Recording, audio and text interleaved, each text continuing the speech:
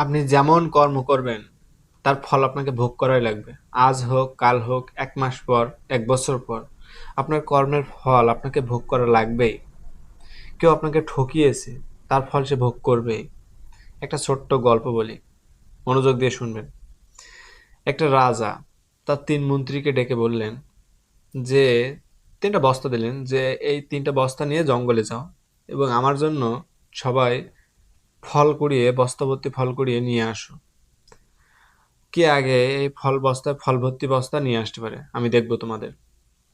তো ৩ মন্ত্রী ৩টা বস্তা নিয়ে গেল জঙ্গলে এবং ১ম মন্ত্রী কি করলো, সে সুন্দর সুন্দর ফল বাছাই করে বস্তা ভর্তি করলো এবং ২য় মন্ত্রী কি করলো, সে কিছু পচা ফল মানে ভিতরে দিল, নিচে দিল, আর কিছু ভালো ফল উপরে দিল, দিয়ে বস্তা ভর্তি করলো। সে ভাবলো যে রাজা তো আর খুলে দেখবে না সব, শুধু বস্তা ভর্তি হয়েছে কিনা এটাই দেখবে।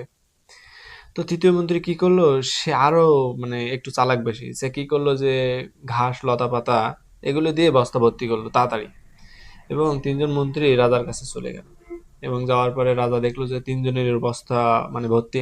রাজা খুবই খুশি হলো। তারপরে রাজা ঘোষণা দিল যে ৩ জনকে ৩টা কারাগারে বন্দি করো এবং এই বস্তা ৩টা যে যেটা আনছে তার কাছে সেটাই দাও।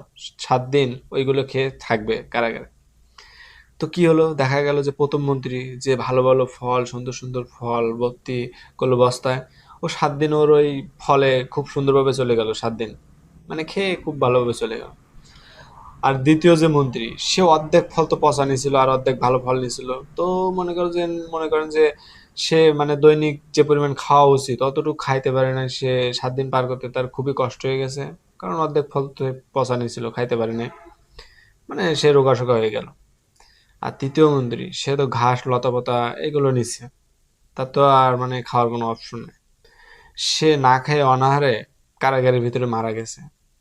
তো এই ঘটনা দ্বারা বাস্তবে আসলে আমরা দুনিয়াতে যে যেমন কর্ম করব তার ফল আজ হোক, কাল হোক, ১ মাস পরে হোক, পাওয়া লাগবে এই দুনিয়াতে। কেউ আপনাকে ঠকিয়েছে, সেও তার ফল পাবে।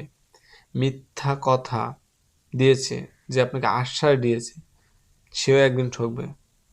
বিশ্বাস করেন, কর্মের ফল কোনোভাবে মিট যাবে না, এই দুনিয়াতেই ভোগ করবে। সে ভোগ করবেই, এটাই বাস্তব।